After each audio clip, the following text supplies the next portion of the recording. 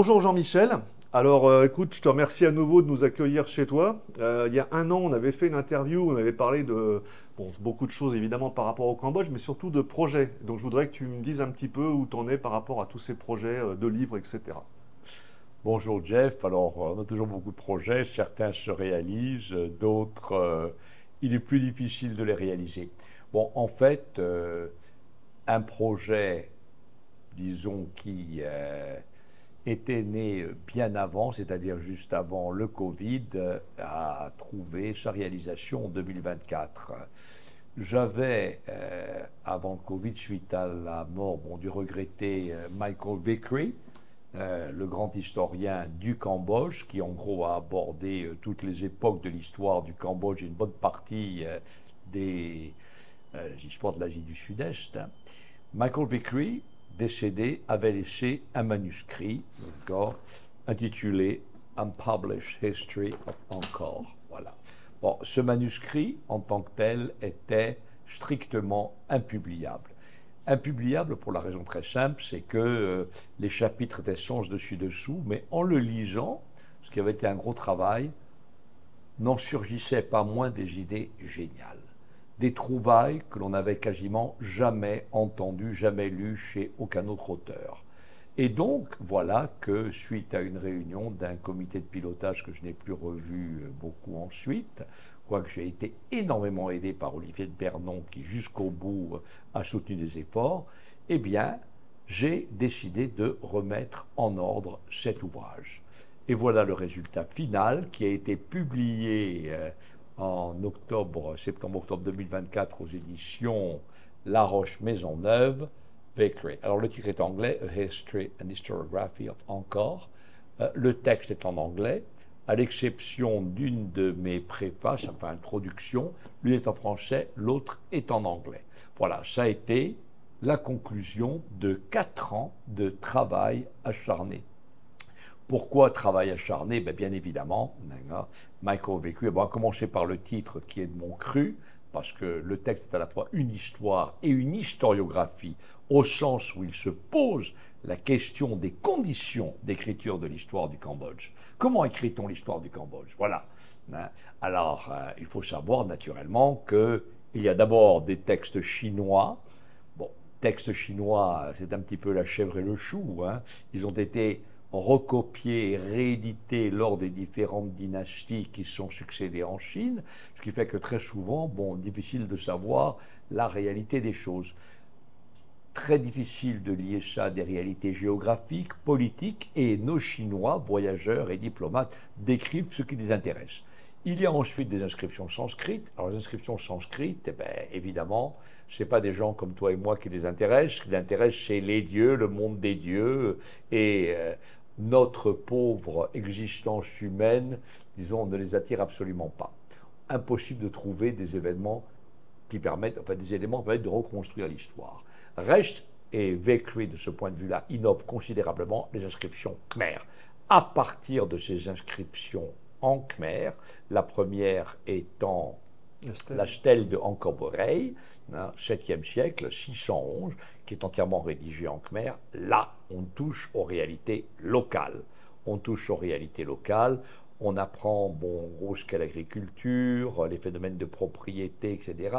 Vraiment local.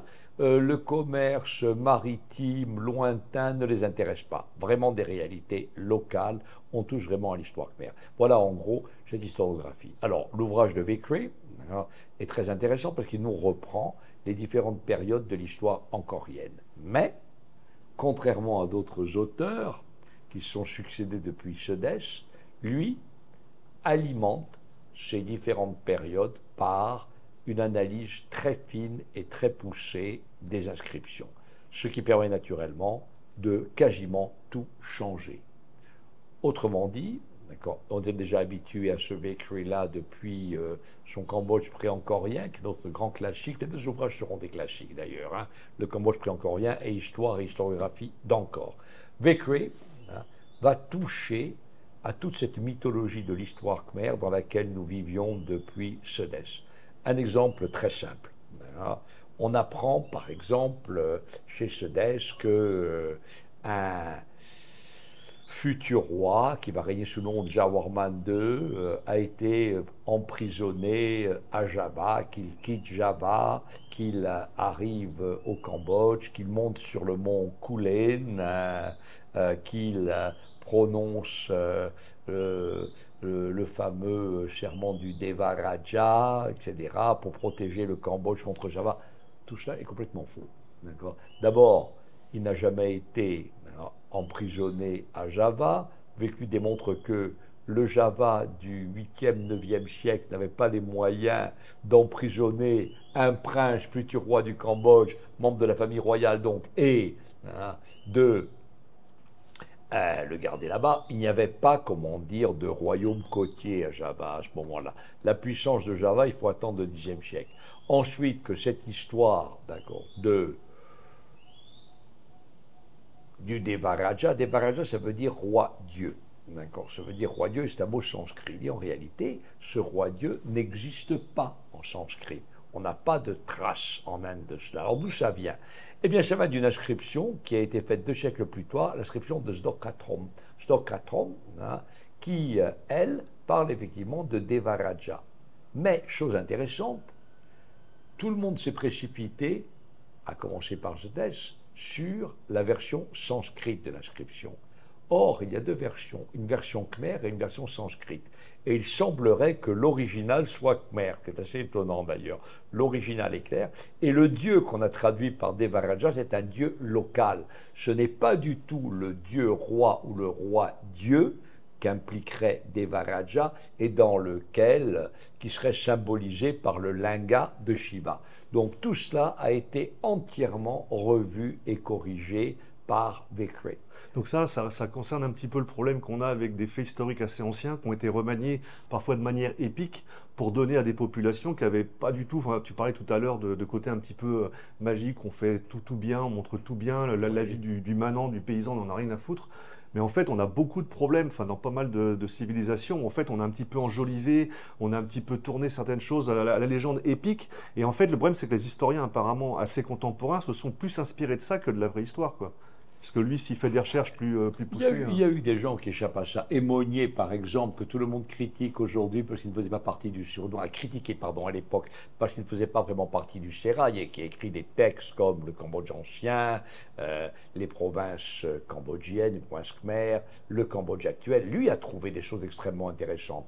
Mais bon, ça n'avait pas le côté clinquant de personnes qui savaient très très bien écrire et qui aujourd'hui.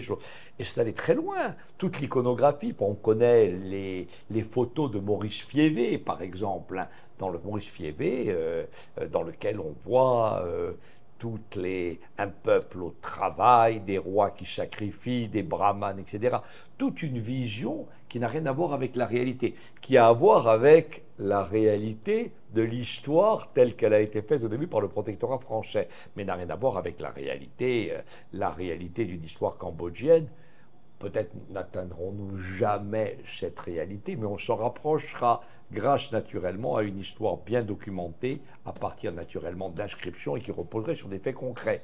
Donc son travail en fait concerne, donc tu me parles de la stèle d'Angkor Borei, donc 7e siècle, oui. 611, jusqu'à quand à peu près, puisqu'on parle de la chute de l'Empire Khmer, 14e siècle. Eh bien, jusqu'à, il y a un passage, bon naturellement, la chute de l'Empire Khmer, il ne parle pas d'empire, lui ne parle pas d'empire, hein, non, il ne parle pas d'empire, jusqu'à, disons, ce qu'on a appelé, la fin d'Angkor et, disons, le passage à d'abord une nouvelle capitale qui sera Phnom Penh, avec des dates qui sont très controversées, et puis ensuite, naturellement, Udon, ce Cambodge moyen.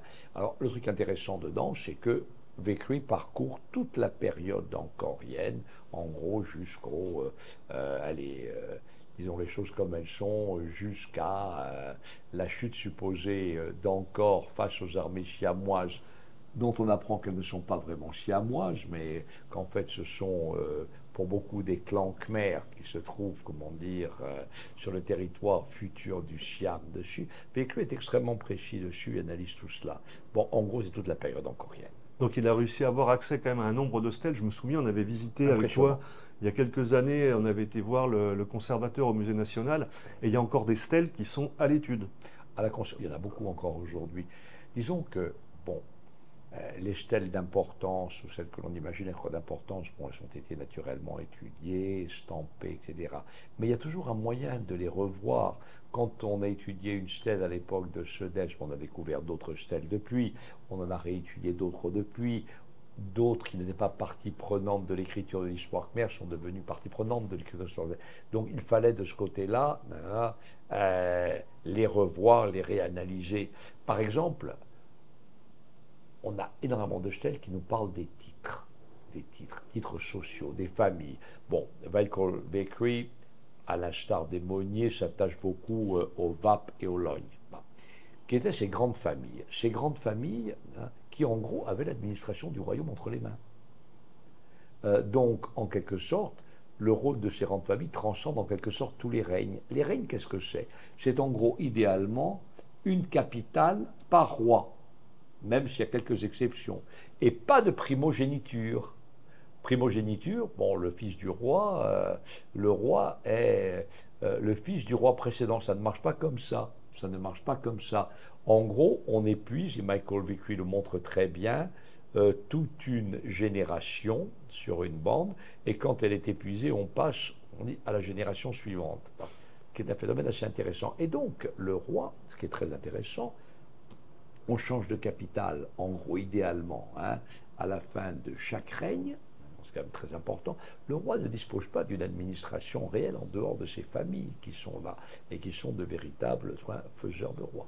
L'histoire telle qu'on la connaît d'Angkor aurait peut-être été trop mal racontée par des Occidentaux venus un peu avec les idées occidentales de on a un roi, on a ci, on a ça. Non, elle est toujours, par exemple, on raconte l'histoire avec l'appareillage idéologique que l'on a en tête, de sa propre civilisation. Fait, ouais. Bon, au départ, quand on voit qu'un roi n'est pas le fils du roi précédent, on pense à une usurpation.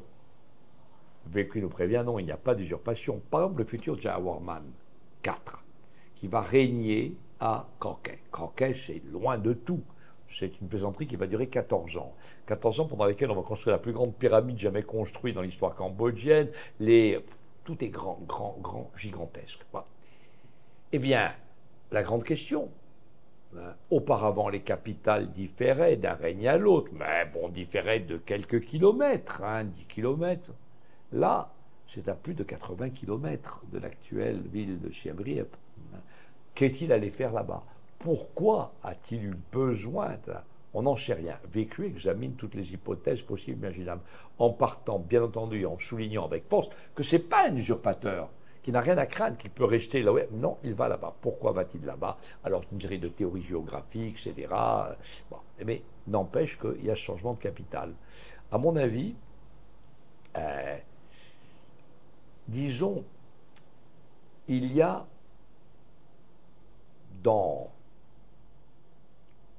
chez Vickery, comme il y avait chez Monnier avant, une volonté d'en finir un peu avec cette vision romantique, grandiose de l'histoire khmer. Bon, ça s'inscrit un petit peu dans l'histoire du protectorat. Le protectorat a évidemment magnifié encore l'angkorianisme. Bon, d'ailleurs, le bouquin de Penny Edwards, Cambodge, The Cultivation of a Nation, l'angkorianisme est né à cette époque-là.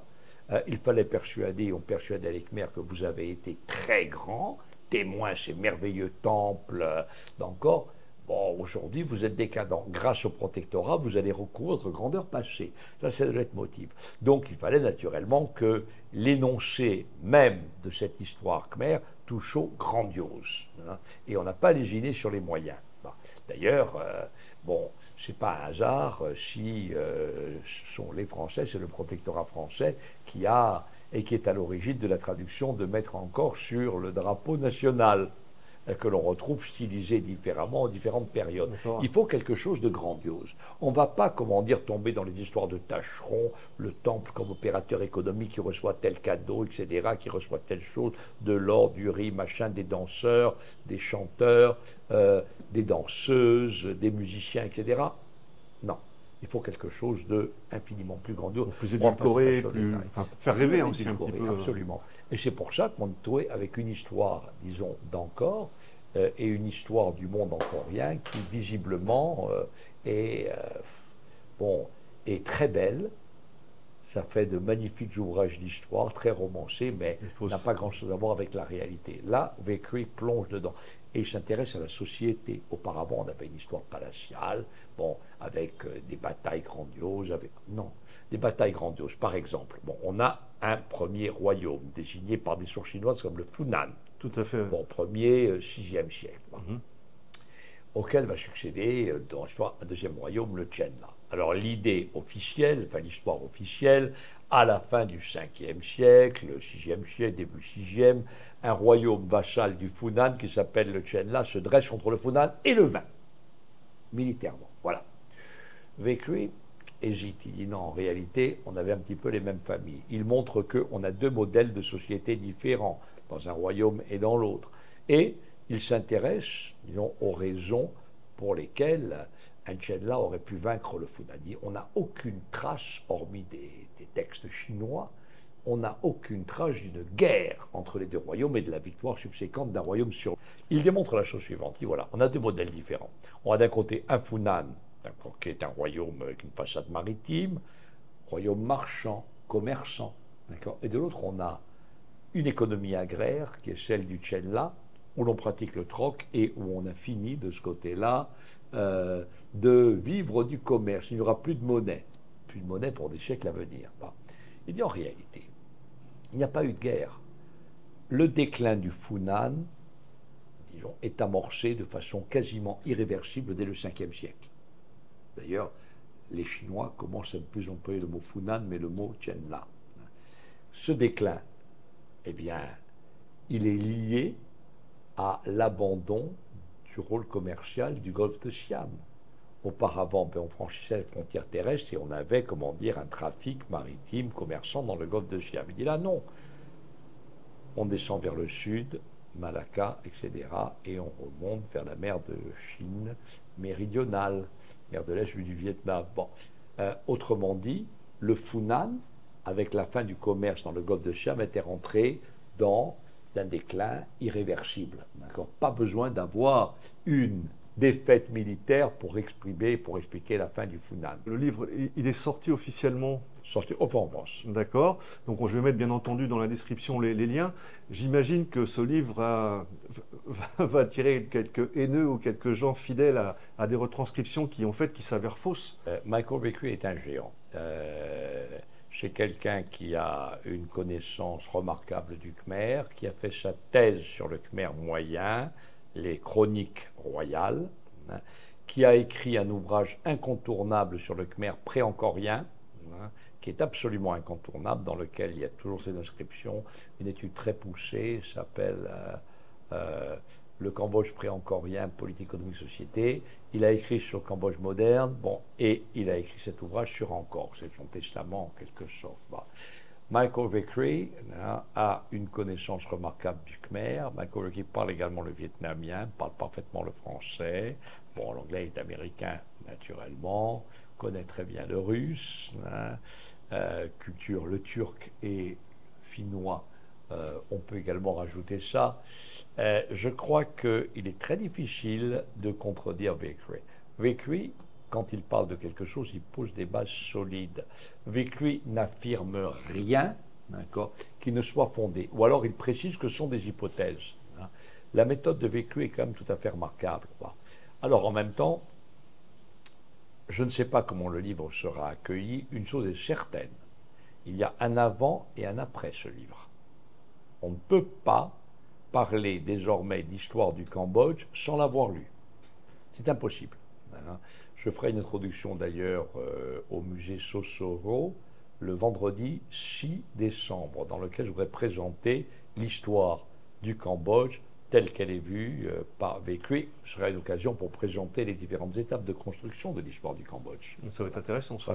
Je note. Une chose est absolument certaine, ce livre est un classique, est un nouveau classique de l'histoire du Cambodge. Eh bien, écoute, Jean-Michel, je te remercie beaucoup pour ces mots. On aura l'occasion de se revoir dans le futur, ça c'est certain. Donc, je souhaite une bonne continuation, puis surtout que l'ouvrage puisse faire beaucoup d'émules et de lecteurs. Donc, à très bientôt, Jean-Michel. Au revoir. Merci, Jeff.